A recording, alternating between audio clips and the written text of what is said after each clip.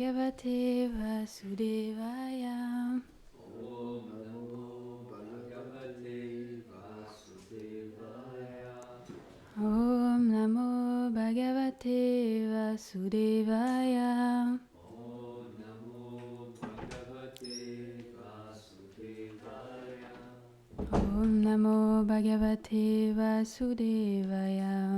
Om Namo Bhagavate Vasudevaya. On est au quel verset?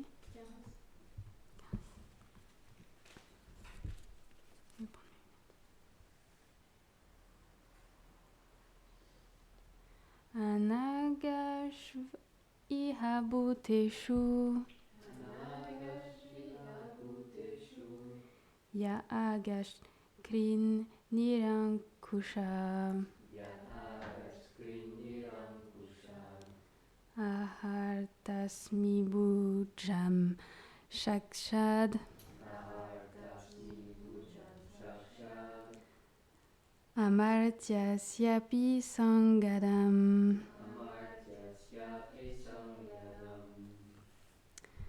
Traduction. Je couperai les bras ornés de bracelets de la personne qui, sans respect, commet de la violence envers un innocent, même si elle est un demi-dieu. Commentaire. Srila Vishwanath Chakravarti Thakur cite Dharma. Que se passera-t-il si tu tombes sur une personne plus forte que toi? Le roi répondit. Même s'il est un demi-dieu, je couperai ses bras qui sont ornés de parures. En fait, nul parmi les hommes et les demi-dieux n'est plus fort que moi. Telles doivent être la détermination d'un chef d'État et la puissance qu'il doit manifester pour défendre les innocents contre les bandits.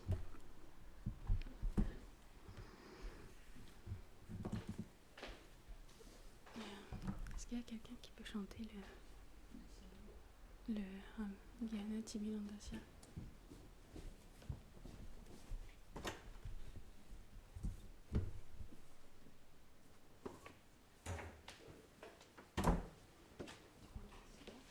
Sinon, tu peux chanter, tu sais.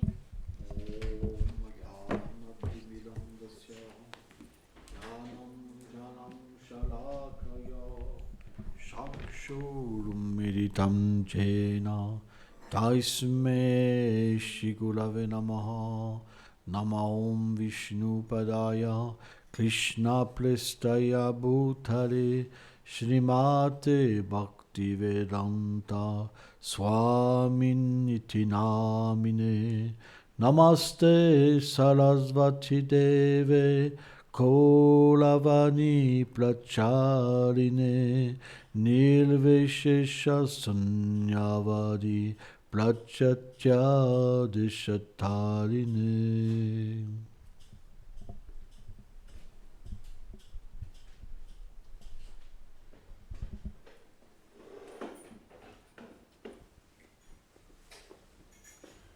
Merci Gurudev. Je demande aujourd'hui la bénédiction de mon Gurudev et des dévots assemblés pour que je puisse parler un petit peu aujourd'hui. Alors, mince, j'ai enlevé le marque-page. Je ne me rappelle plus qui parle là où on en est.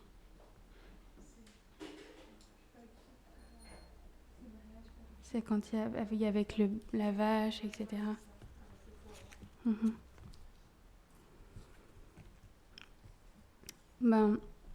En fait, c'est à cette époque-là, les rois qui gouvernaient, ils assumaient, on va dire, plus pleinement la responsabilité de comment le peuple... comment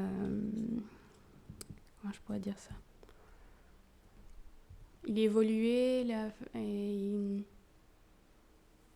il maintenait en fait un ordre vraiment plus strict qu'aujourd'hui dans les principes de la religion, dans le principe de protéger vraiment le peuple. Et on voit que c'est vraiment, vraiment très strict dans la façon dont il parle dans ce verset, donc le roi, en disant qu'il ira vraiment jusqu'au bout pour pouvoir protéger ceux qui en ont besoin en fait. et il ne fermera pas les yeux sur tout ça.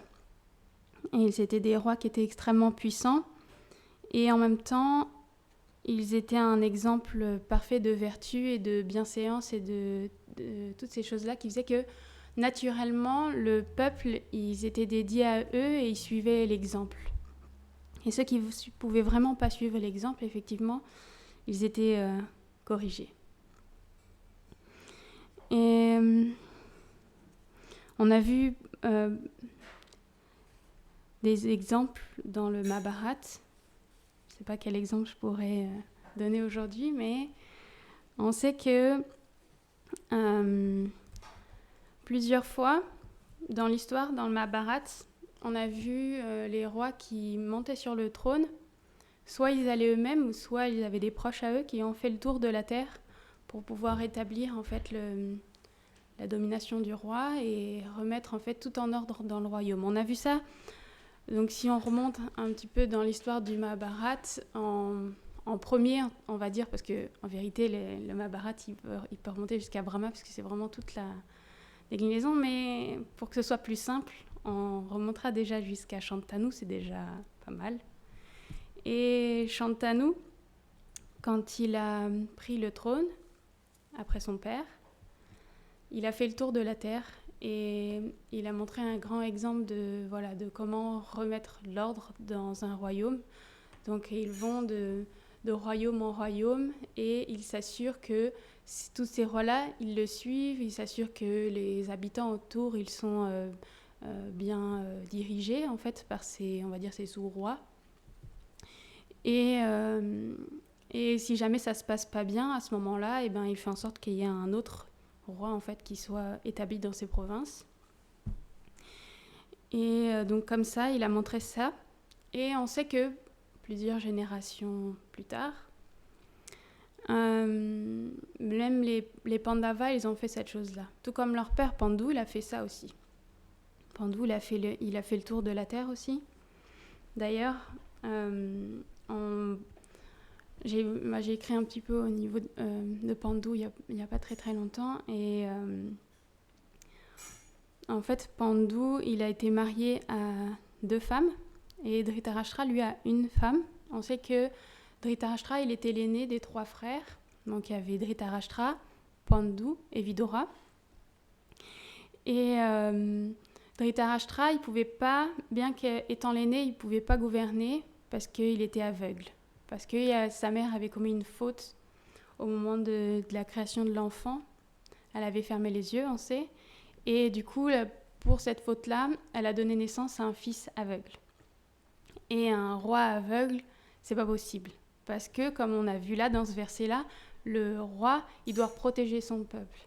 Et sa cécité ne lui permettait pas de pouvoir accomplir pleinement cette chose-là. Ça n'empêchait pas que Dhritarashtra, c'était quelqu'un de puissant.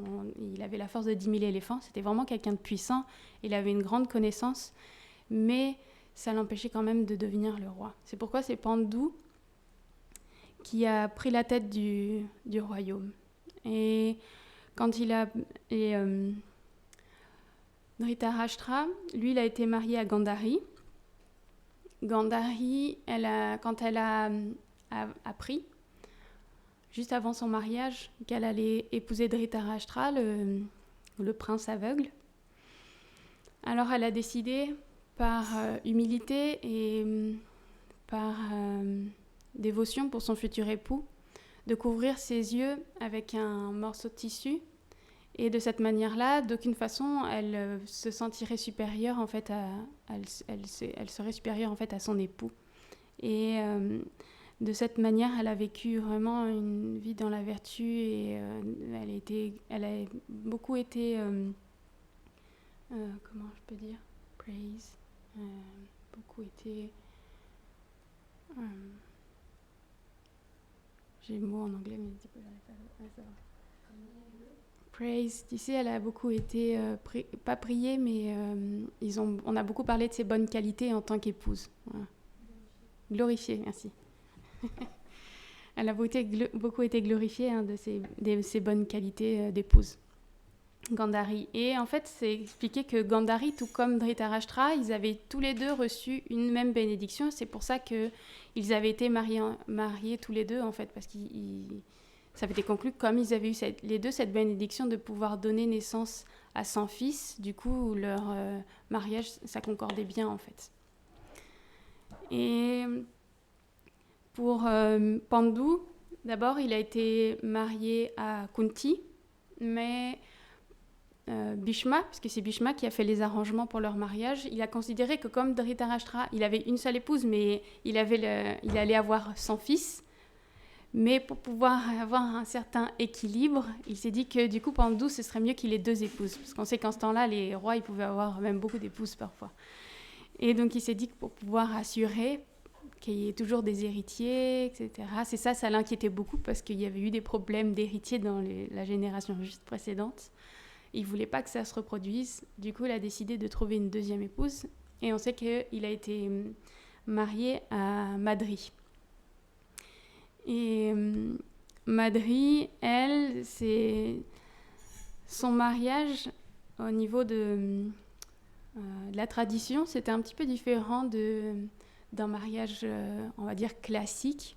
On sait que par exemple pour Kunti ou pour toutes les, on va dire, les mariages classiques, quand on marie avec l'épouse, alors il y a une dot qui vient avec l'épouse, que la famille de la mariée donne au mari. Et pour pouvoir le maintien de l'épouse, etc. Et quand Bhishma, il est allé au nom de Pandu dans le royaume de Madri, c'était son frère Shalya, je crois. Je crois que c'est Shalya son nom, je sais plus. Ça doit pas être ça, je sais plus. Le frère de Shalya qui s'occupait d'elle. Et il a expliqué à ce moment-là que dans sa tradition familiale, c'est la famille de l'époux qui doit donner des richesses à la famille de l'épouse, en fait. Et donc, s'il voulait pouvoir prendre Madri avec lui, alors il fallait qu'il puisse respecter cette tradition-là. Et à ce moment-là, Bhishma, lui, connaissait. Il savait que dans la famille de Madri, ça se passait comme ça, donc il était venu préparer avec les chars, avec toute l'or et tout. Parce qu'il disait que c'était quelque chose qui était correct. Cette tradition-là, elle avait déjà été entendue même jusqu'à Brahma. En fait, c'était une tradition qui était très très ancienne. Et cette famille-là, elle était connue pour respecter cette tradition. Donc, c'était en accord avec les Écritures que ça se passe comme ça. Alors, il a accepté et il a donné des richesses à la famille de Madri. Et il a pu repartir avec Madri. Et Madri, quand elle est arrivée à Hastinapur, à ce moment-là, ils ont pu accomplir le mariage de Pandu et de Madri. Et à ce moment-là, c'est expliqué que, je ne sais plus combien de jours, mais peut-être une semaine ou pas plus que quelques semaines, vraiment très très très peu de temps, Pandu s'est expliqué qu'il a joui de la compagnie de ses 2 épouses, mais il n'était pas quelqu'un qui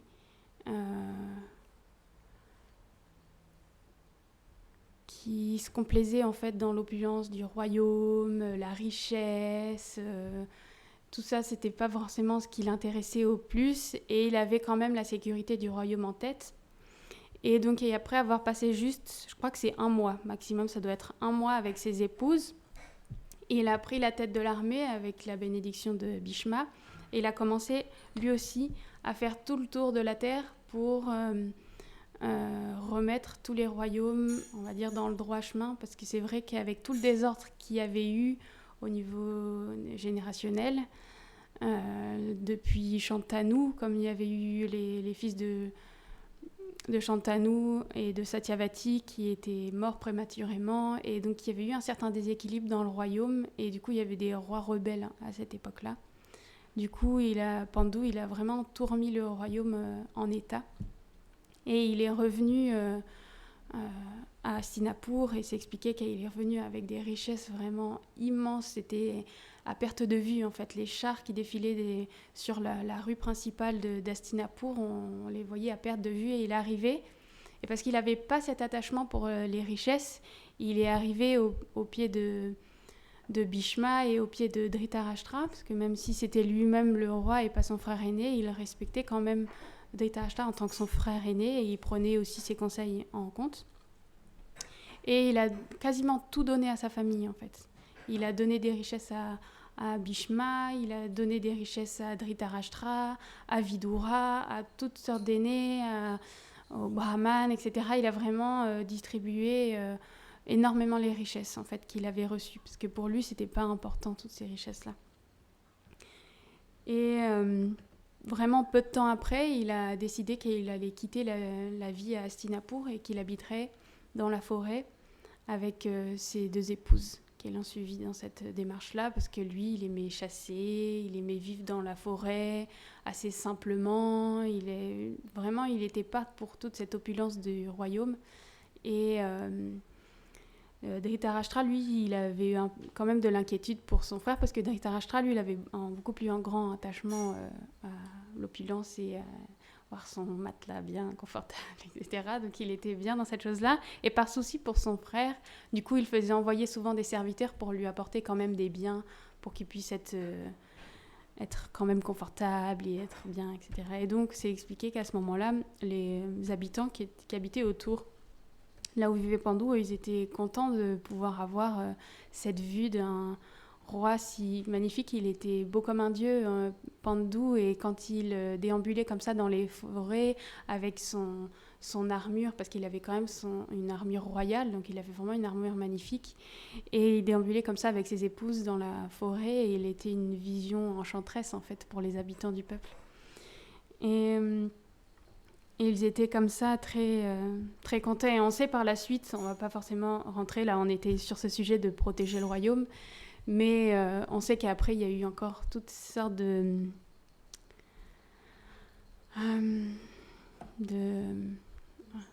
mésaventures qui va lui arriver. On sait qu'il a été maudit dans cette forêt-là pour avoir chassé un cerf qui se trouvait être un sage, et ce sage-là qui était en train de s'accoupler avec son épouse. Pour ça, il a été maudit, et on sait que grâce à cette malédiction, les Pandavas sont nés de demi-dieux, en fait, de Deva. Et ces Pandavas-là, également, on ne va pas raconter toute l'histoire, mais l'aîné des Pandavas, Yudhishthir, lui aussi, quand il a été à la tête du royaume, il a également fait envoyer ses frères. Lui-même, il n'est pas allé corriger ces rois-là, mais il a envoyé ses 4 puissants frères, en fait, pour aller faire ça. Donc on sait que chacun a pris une direction. Je ne sais plus exactement maintenant qui a pris quelle direction, mais un est allé au nord, un est allé au sud, un est allé à l'est, un est allé à l'ouest. Et comme ça, ils ont pu conquérir toute la terre. Et pareil, de la même façon, remettre vraiment tous les royaumes en place. Et les rois, à cette époque-là, c'était vraiment leur devoir. Et donc, il y a plein d'histoires comme ça, où, que ce soit les rois, voilà, où ils aident le peuple. On sait que même les Pandavas, quand ils ont été dans leur exil, ou quand ils ont été cachés, après l'histoire avec la maison de Cire, ils ont rencontré des Rakshasas, par exemple, et les Rakshasas, c'est des mangeurs d'hommes, et comme ils vivent dans la forêt, on sait que par exemple les brahmanas ou les ascètes, ils vivent dans la forêt, et ils font faire des pèlerinages. Alors ces Rakshasas, ils sont des obstacles pour pouvoir faire les pèlerinages paisiblement. C'est un obstacle pour les voyageurs, et on sait que Bhima, lui qui est très puissant, il est capable de tuer les Rakshasas, même à main nue, et on sait qu'il a tué plusieurs Rakshasas sur sa route. Et ça, c'est le devoir aussi des rois, de pouvoir maintenir cette sécurité-là. Parce que ce peuple, pour un des Rakshasas, qu'on appelle Bakasura, ce Rakshasa-là, il était le peuple qui était à cet endroit-là, il se sentait complètement délaissé à cette période-là. Je ne sais pas, d'une façon ou d'une autre, la tête du royaume n'était pas au courant de cette chose-là. Et sûrement que le roi qui gouvernait cette province-là, il ne faisait pas bien son service. Et il avait laissé ce village dans une peine vraiment intense. Les Pandavas, à cette époque-là, ils étaient déguisés en brahmanas, ils cachaient leur identité, ils ont fait croire pour quelque temps qu'ils étaient morts au royaume. Et ils ont vécu d'aumônes en tant que des brahmanes, et ils ont vécu dans une famille de brahmanes pour un certain temps, donc tous les jours, ils allaient toquer aux portes pour pouvoir demander à manger, etc. Donc vraiment comme traditionnellement les brahmanas ils vont faire. Et ça arrive à un terme où ils vont bientôt devoir partir. On sait qu'ils vont aller chercher leur future épouse.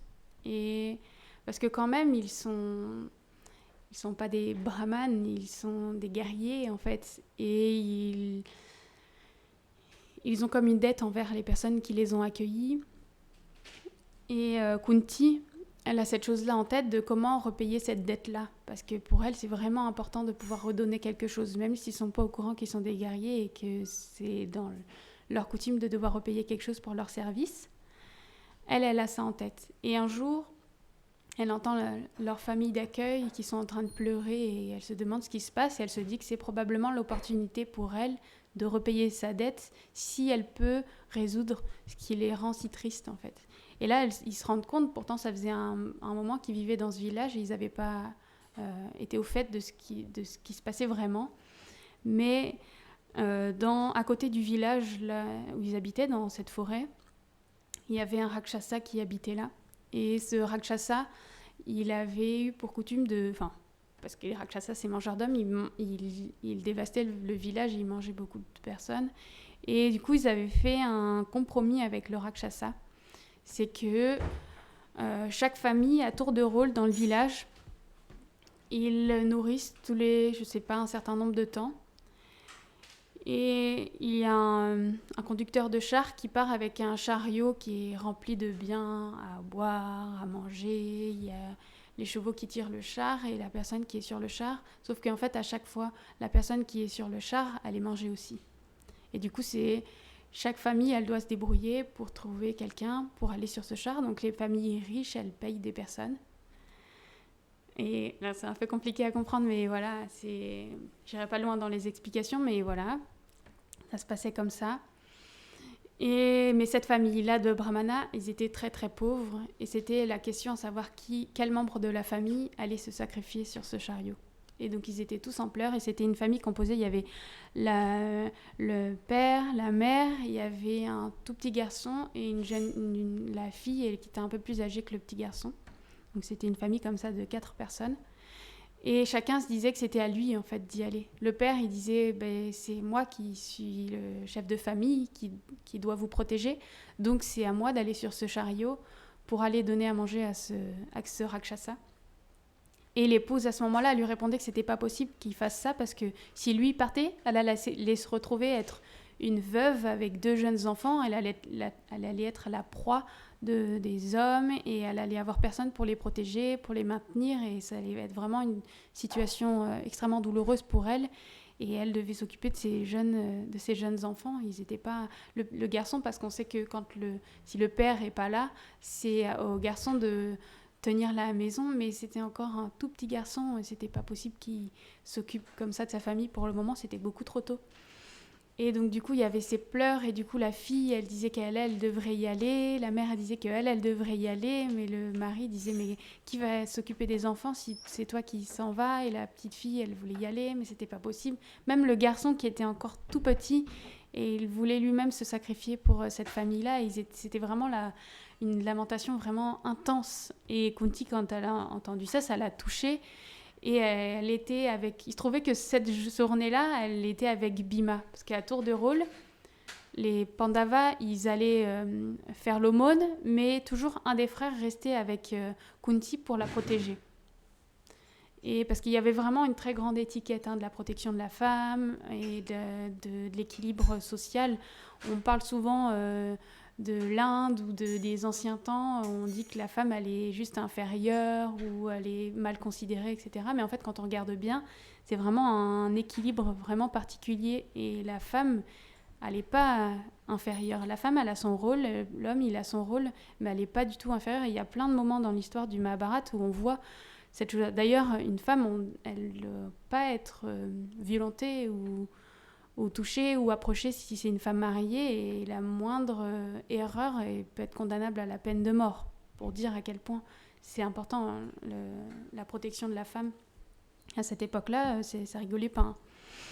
Et Bhima, il était avec sa mère et du coup, elle a eu l'idée de pouvoir envoyer Bhima. Et il fallait pas qu'elle révèle qui était son fils, parce que vraiment, ils avaient besoin de garder leur identité secrète pour le moment, parce qu'ils n'avaient pas les alliés nécessaires à pouvoir combattre leur cousin, qui leur voulait du mal. Donc il fallait qu'ils gardent encore leur identité secrète. Mais elle a expliqué que d'une manière ou d'une autre, son fils, il était très puissant et il allait pouvoir, sans problème, tuer ce Rakshasa. En fait. Et après une grande argumentation, parce que pour eux, pour cette famille-là, même envoyer leurs invités, parce que les invités, ils sont tellement précieux, en fait. On doit toujours considérer les invités comme des personnes qui sont vraiment très spéciales, s'ils sont sous notre protection, si on a invité, si ces personnes, ils ont pris refuge en nous à ce moment-là, alors c'est des personnes qui sont extrêmement spéciales. Et c'était inconsidéré de laisser sacrifier en fait ces invités. Mais Kunti, elle a vraiment argumenté fort en disant mais en fait mon fils il a des pouvoirs mystiques, parce que comme c'était dans un déguisement de brahmana, alors du coup elle essayait de dire qu'ils n'avaient pas à s'inquiéter, son fils il allait pas du tout avoir de problème. Et Bhima lui, parce que ça reste un kshatriya, ça reste un guerrier, il était content de faire aussi cette chose-là. En plus, il était doublement content que c'était un chariot plein de nourriture qu'il allait tirer. Et en fait, donc Bhima, il est parti très tôt le matin avec le chariot rempli de nourriture. Et il a commencé à aller sur le chemin en direction de la grotte où se trouvait ce Rakshasa. Et c'est expliqué que quand il était sur la route, même il criait son nom, Baka, t'es où? Et comme ça, il essayait d'attiser comme ça sa colère et il a commencé à manger toutes les denrées en fait qu'il y avait dans le chariot parce que il faisait l'aumône tous les jours. Mais Bhima, il est connu comme quelqu'un qui a une grande faim et bien que l'aumône, elle n'était pas partagée de façon égale envers tous, parce qu'on sait qu'une fois qu'ils avaient ramassé toute l'aumône de la journée, ils partageaient en deux. Une moitié allait à Bhima et le reste était partagé en part égale avec les 4 frères et la mère. Parce que vraiment, il avait une très grosse faim. Mais même ça lui suffisait pas pour vraiment étancher tout ça, sa faim, etc. Donc là, elle a commencé et c'était un chariot complet. Personne n'est capable de manger un chariot complet de nourriture. Mais Bhima, lui, est capable de manger un chariot complet. Et quand il était déjà encore un jeune garçon, il mangeait déjà comme 30 ou 40 de ses cousins. Et c'est pour ça que ses cousins, ils étaient tellement haineux envers lui parce qu'il les battait en force, mais même à manger, il les battait. Même à manger, il les battait. Du coup, il était content. Et à un moment, le Rakshasa, il est arrivé. Et Bhima n'avait pas fini de manger, tu vois. Et c'est expliqué que le Rakshasa, il a essayé de lui dire, mais c'est ma nourriture. Il a commencé à se challenger.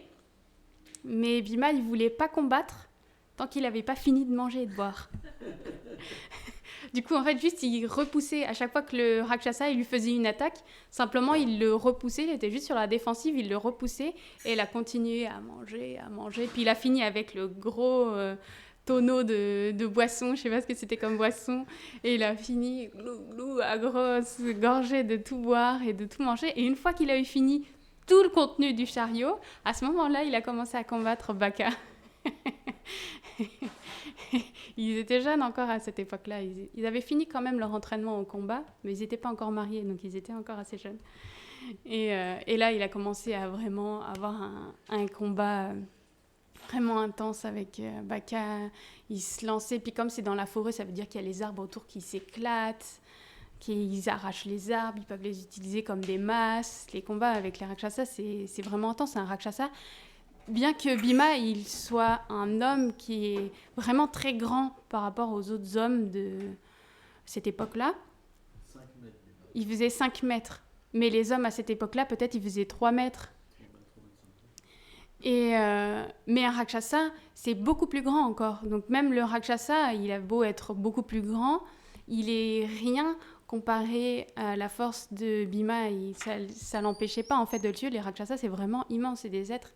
Ils sont décrits avec un teint très sombre, ils ont des oreilles pointues comme des flèches, et ils expliquent ça comme ça, avec des yeux, des grands yeux injectés de sang, ils sont des yeux rouges, avec des cheveux hirsutes sur leur tête qui sont rouges, des grands griffes et des crocs, et ils sont vraiment monstrueux les Rakshasas, et ils se battaient comme ça, ils arrivaient, c'était la lutte aussi, donc ils se jettent l'un sur l'autre, et ils roulent ensemble, et ça a été un grand combat, mais à la fin du combat quand même, c'est Bhima qui a réussi à vaincre le Rakshasa, et il est rentré, mais ils ont expliqué, et là ils ont vu avec la famille qu'il ne fallait pas qu'ils disent que c'était eux qui avaient vaincu le Rakshasa, il fallait qu'ils expliquent que c'était la famille qui l'avait vaincu. Parce qu'ils voulaient garder leur identité secrète. Le problème, c'est que quelqu'un qui peut tuer un Rakshasa, c'est pas très fréquent. Et Bhima, il était un des seuls hommes à pouvoir faire ça. C'était vraiment extrêmement rare. Donc ils ont décidé de ne pas rester trop longtemps à cet endroit-là et ils sont partis vraiment juste après. Pour pas qu'ils se fassent découvrir à ce moment-là. Parce que ça aurait pu éveiller les soupçons. Bien que tout le monde pensait qu'il était mort.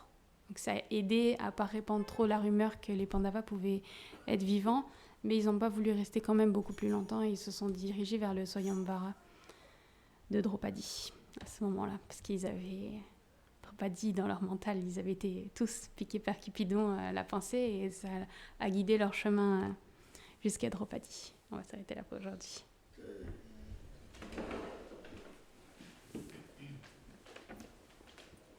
J'ai peut-être raté un passage. Draupadi, vous avez déjà entendu parler d'elle, c'est ça? Oui, ils avaient entendu parler d'elle parce qu'il y avait un... Je n'avais pas expliqué. D'accord. Pendant qu'ils étaient dans ce village-là, un brahmana, il est venu pour raconter les nouvelles du roi